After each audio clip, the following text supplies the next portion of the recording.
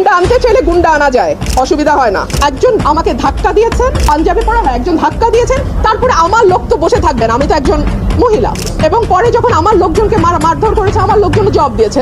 Simple.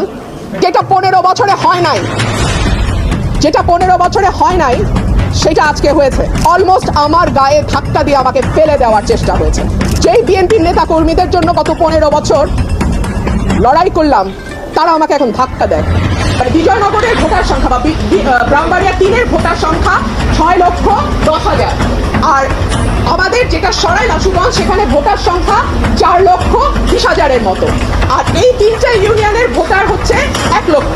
এই 1 লক্ষ যদি সরাইলের সঙ্গেও যুক্ত হয়, তারপরেও দেখা যাবে যে সদরের সঙ্গে বা বিজয়নগরের সঙ্গে সরাইলের ভোটার পার্থক্য অলমোস্ট 2 লাখ থেকে যায়।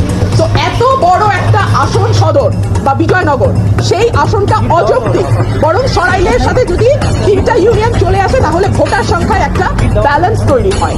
3 হচ্ছে এই 3টা ইউনিয়নে যারা বাস করে, ভুদন্তি, চান্দুরা এবং হরসপুরে, তাদের জমি জমার বেশিরভাগ কাজ সরাইলের সঙ্গে থাকে।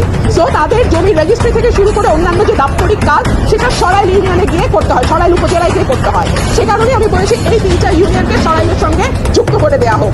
আরেকটা কথা, 3টা ইউনিয়নের লোকজন যদি বিজয়নগরে যায় তাদের যাতায়াতের সময় লাগে অলমোস্ট 1.5 থেকে 2 ঘন্টা, আর যদি তারা সরাইলে আসে তাদের সময় লাগে 15 থেকে 20 মিনিট। তাহলে আপনারাই বলেন, যে 3টা ইউনিয়ন বিজয়নগরে যেতে 1.5 ঘন্টা লাগে, আর যদি 10 মিনিট 15 মিনিটে তারা সরাইলে আসতে পারে, তাহলে তাদের কোথায় থাকা উচিত? সরাইলে থাকা উচিত নাকি বিজয়নগরে থাকা উচিত? এই প্রশ্নগুলোই আমি নির্বাচন কমিশনে তুলেছিলাম।